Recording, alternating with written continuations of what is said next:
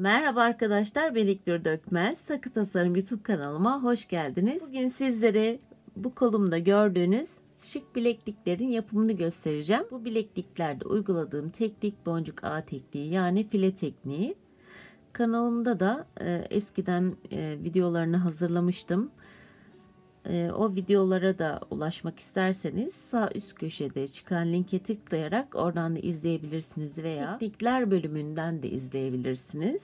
Bu bileklikleri nasıl kolay bir şekilde yapabilirsiniz veya kısa bir zaman içinde nasıl yapabilirsiniz, hemen kolunuza takabilirsiniz, onu göstereceğim. Hep birlikte şimdi yapım aşamasına geçebiliriz.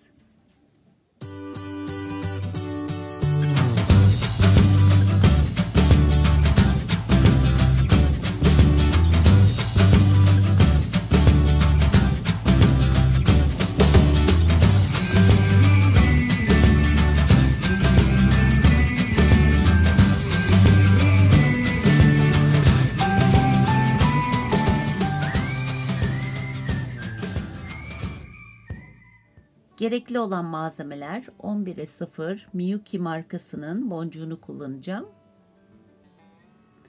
Ve boncuk ipi gerekli FGB'nin. Bu malzemeler ilbeyaz.com'dan gelmişti. İlbeyaz kanal abonelerime, yani takipçilerime indirimleri dışında ikinci bir indirim sağladılar %3'lük olarak. Şu an ekranda gördüğünüz kodu yazarak siz de bu indirimden yararlanabilirsiniz. Eğer bana sorularınız olursa bu videonun yorumlar bölümüne yazabilirsiniz. Kapama gerekli, istediğiniz her türlü kapamayı kullanabilirsiniz. Ve kapamayı takabilmek için de ekstra halka gerekli. Ve aynı zamanda yuvarlak kesimli olabilir ya da piramit kristal de olabilir. 4 milimlik kristal kullanacağım. Şimdi yapım aşamasına geçebiliriz.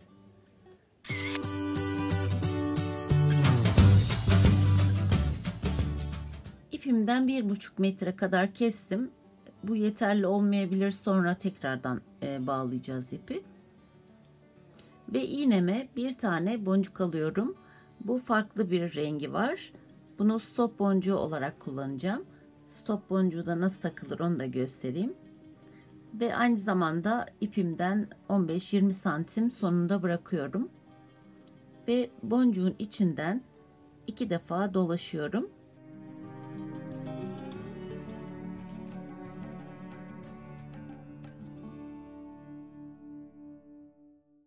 Sadece burada dikkat etmemiz gereken ipi içinde batmamamız gerekiyor. Anlarsınız bunu.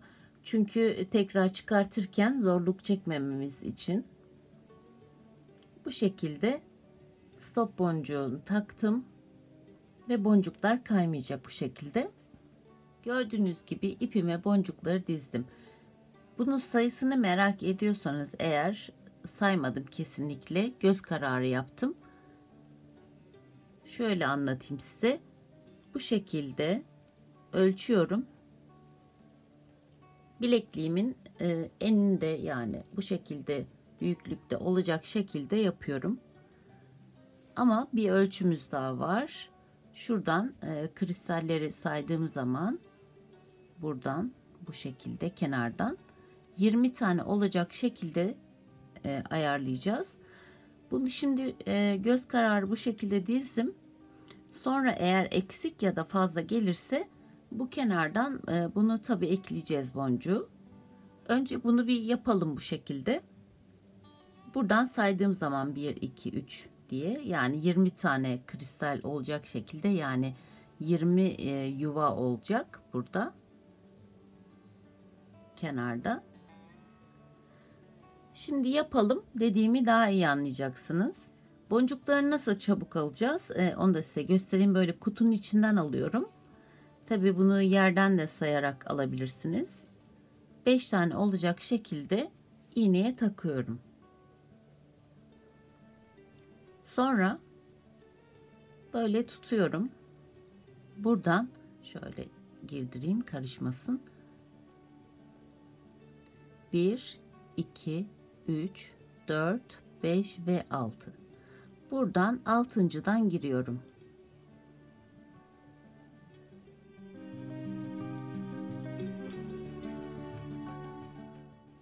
Aslında bildiğimiz file örgü yani ağ örgü oluyor bu. Enlemesine değil boylamasına yapacağız. Tekrar 5 tane boncuk alıyorum. Şuradan sayalım. Evet, tekrar 5 tane iğneme taktım. Ve tekrar buradan sayıyoruz. 1 2 3 4 5 ve 6. 6. boncuktan giriyorum.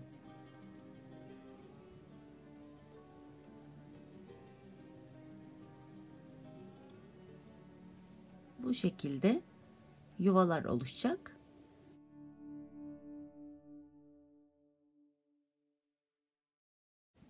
Tekrar iğneme 5 tane boncuk takıyorum. Buradan tekrar sayalım. 1 2 3 4 5 ve 6. 6.'dan giriyorum. İşlemimiz hep aynı. Bu şekilde devam edecek. 5 tane boncuk iğneye takacağız ve 6.'dan gireceğiz. Sıra sonuna kadar bu şekilde devam edelim. Ben sonuna doğru yaklaştım. Buradan saydığımda 19 tane oldu. Ama 20'ye tamamlayacağım.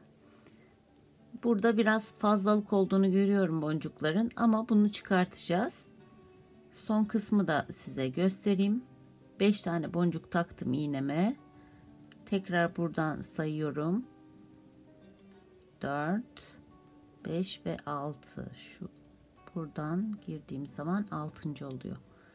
Ve 20'yi tamamladım. İsterseniz bunu 21 de yapabilirsiniz. Ve kalan fazla boncukları da çıkartıyorum. Biraz fazla olmuş ama fark etmez. Eğer eksik olursa da bunu da belirteyim. Stop boncuğunu çıkarttıktan sonra buraya biraz 5 tane ekleyip bir kutu fazla yapabilirsiniz de. O şekilde de olabilir. Benim fazla geldi yani boncuklarım. Fazla gelen boncukları çıkarttıktan sonra buraya şimdi 2 defa bir düğüm atıyorum.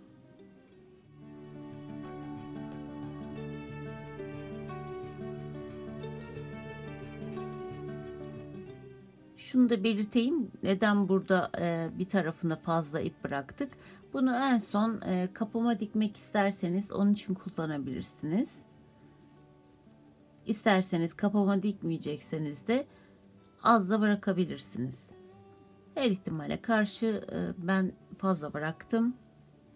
Şimdi iğneme burada sayılar değişecek. 7 tane boncuk takıyorum. İlk başta 7 tane takıyoruz. Buradan sayıyorum. 1, 2 ve 3. Yani orta kısmı buluyoruz. Ve giriyorum.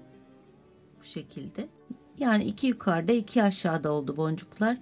Tam orta kısmını buldum.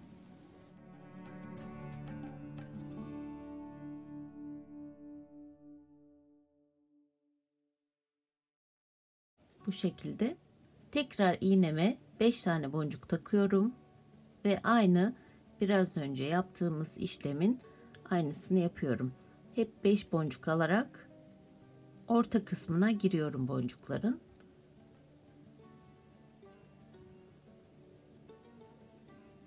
Yani 3. oluyor. Bu şekilde. Tekrar iğneme 5 tane boncuk takıyorum. Ve buradan sayıyorum. Burada 1, 2 ve 3. Yani orta bölümünden giriyorum. İşlemimiz hep aynı. 5 tane boncuk takıyoruz. Şöyle 2 4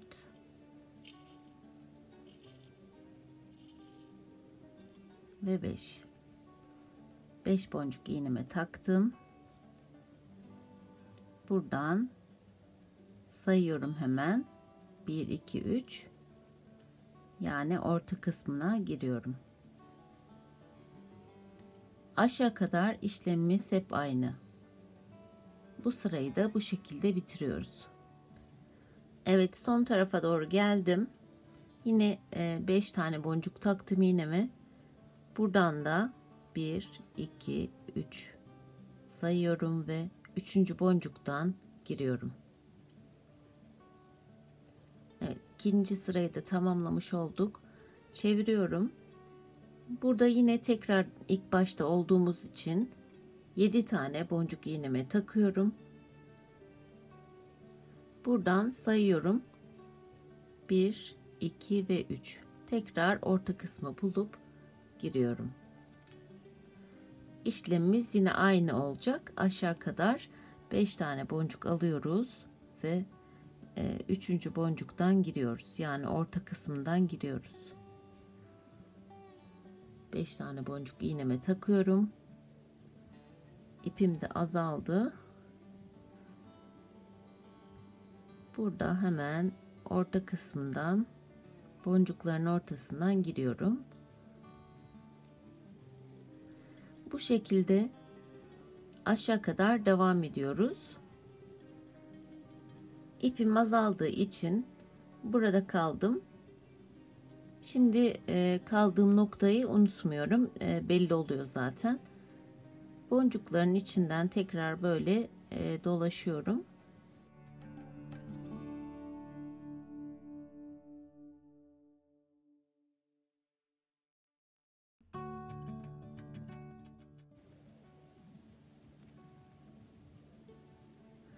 Ve burada düğüm atabiliriz. Buradan boncukların arasından iğneyi geçirdim. Bu şekilde. Böyle bir düğüm atıyorum.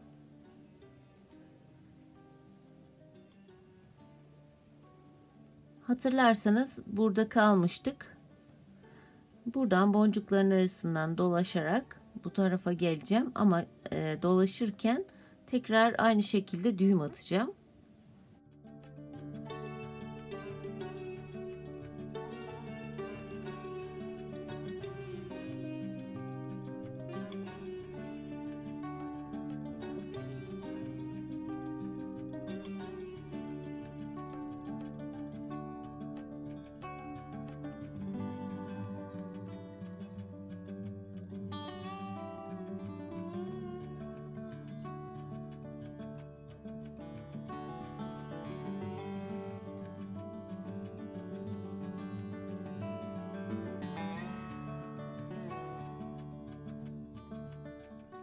Ve bıraktığım noktaya geldim.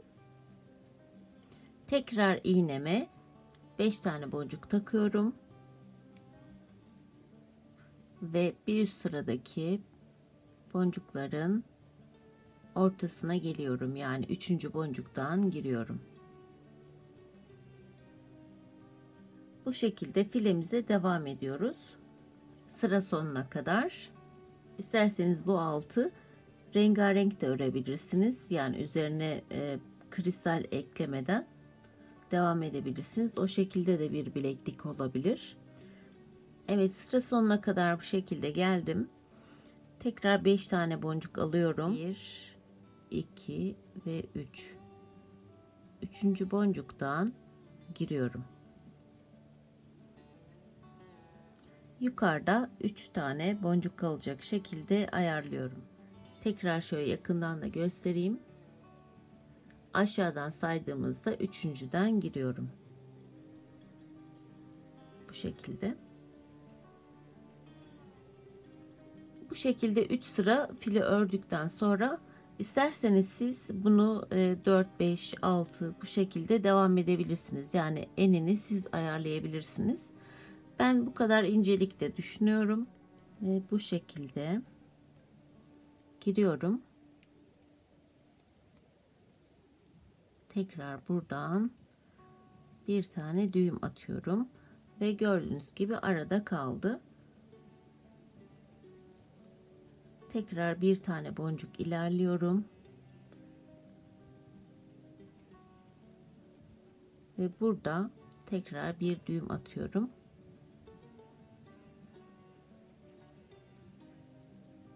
Bu şekilde. Gördüğünüz gibi boncuk ağ tekniği, yani file tekniğiyle bu altlığı ördük bilekliğimizi.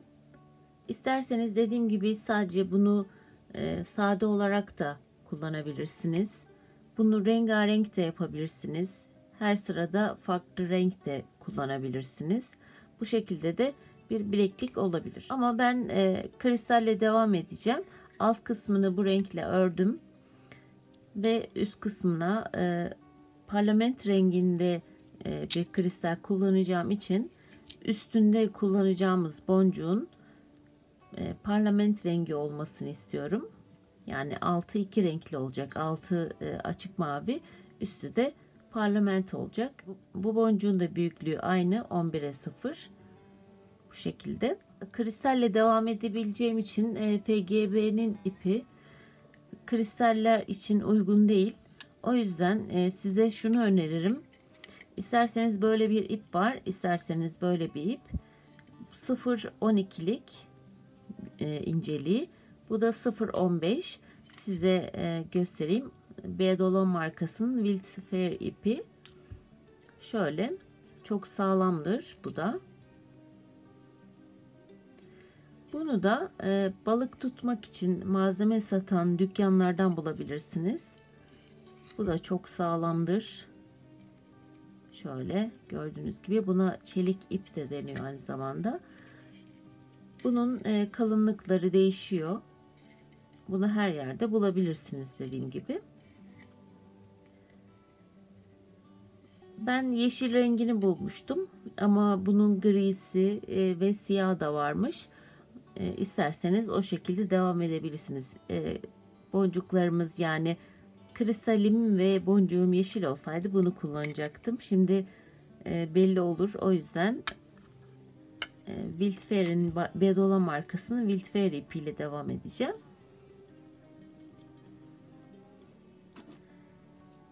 Hatırlarsanız burada üstte kalmıştık. Şöyle çeviriyorum. Buradan ilerliyorum. Buradan şöyle. Burada orta kısma geliyorum.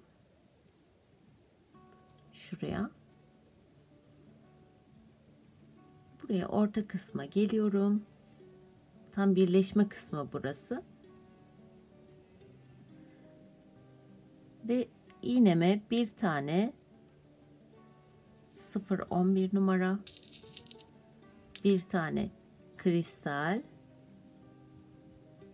ve tekrar bir tane 0.11 numara boncuk taktım.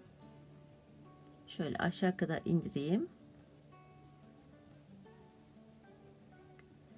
Burada orta kısımda olduğumuz için diğer karşıdaki orta kısma giriyoruz.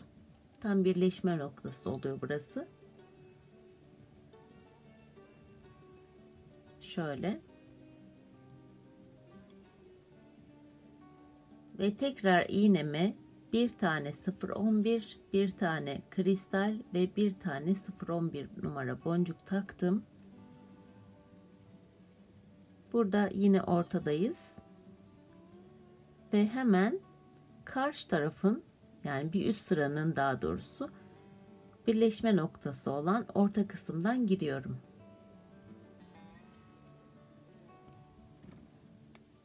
Bu şekilde. Tekrar iğneme aynı şekilde aldım boncukları. Bir tane 0.11, bir tane kristal ve bir tane 0.11.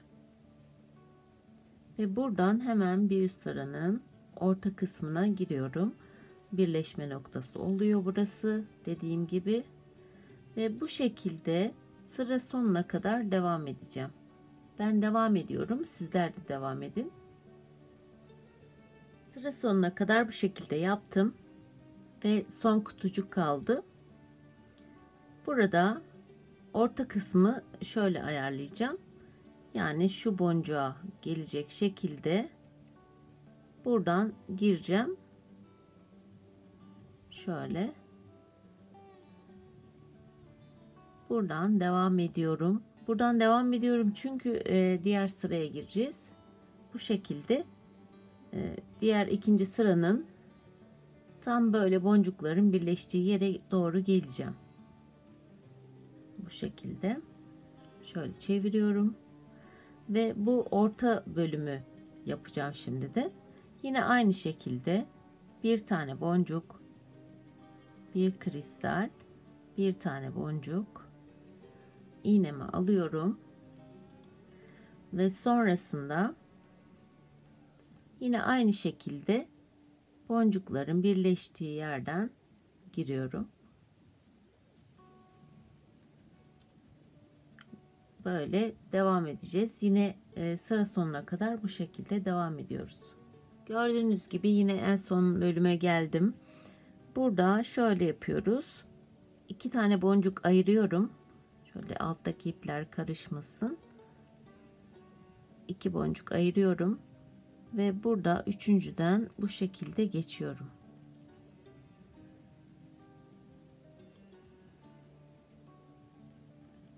Şöyle düzeltelim. Bu şekilde ve üçüncü sıraya geçmiş oluyoruz. Şuradan orta bölüme doğru ilerleyelim. Yani boncukların birleştiği bölüme doğru. İpleri kesmediğim için biraz dağınık görünebilir. Tekrar iğneme bir tane boncuk, bir kristal ve bir boncuk olarak aldım. Burada başlangıçtayız ve burada hemen birleşme noktasına giriyorum. Şöyle bu şekilde aşağı kadar devam ediyorum. En son bölüme geldim. Buradan yine orta bölümü bulacağım. Şöyle 1, 2 ve 3 bu şekilde. Ve burada hemen düğüm atıyorum.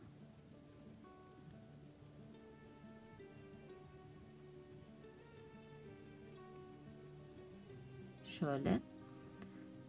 Ve boncuktan geri giriyorum.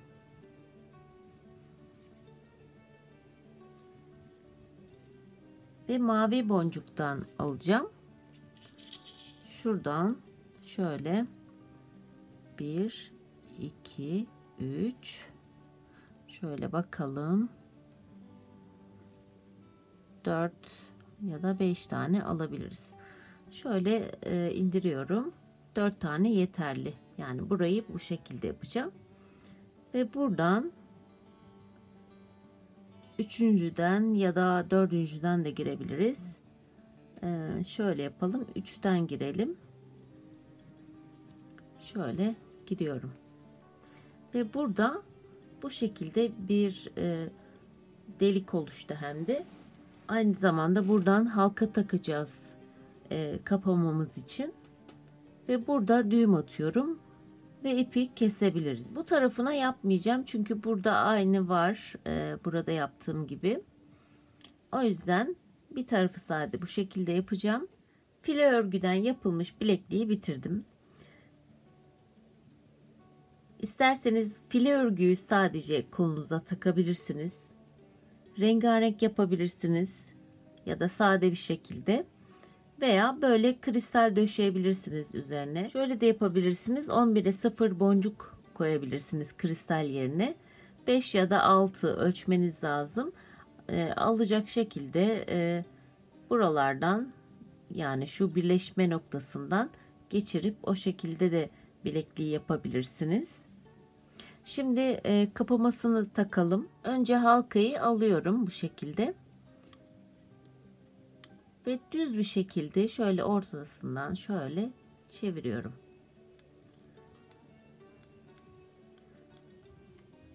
Buradan geçiriyorum.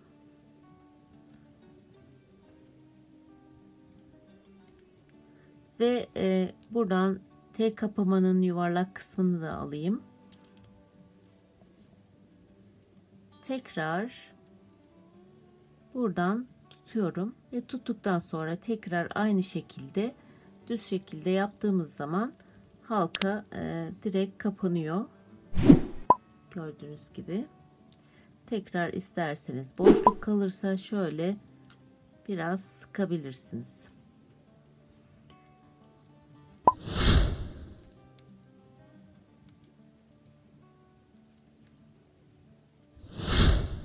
Evet. Gayet güzel ve şık oldu. Evet, biri beyaz, biri de parlament renginde. Evet, bilekliklerim çok şık oldu. Ben gerçekten çok beğendim. Zaten bu teknikleri ben çok seviyorum. Kolda gayet güzel ve şık duruyorlar. Her zaman takılabilecek takılar bunlar. Evet, videomuz bugünlük de bu kadardı. Bir sonraki videoda görüşmek üzere. Sevgiyle kalın, sağlıcakla kalın. Hoşça kalın.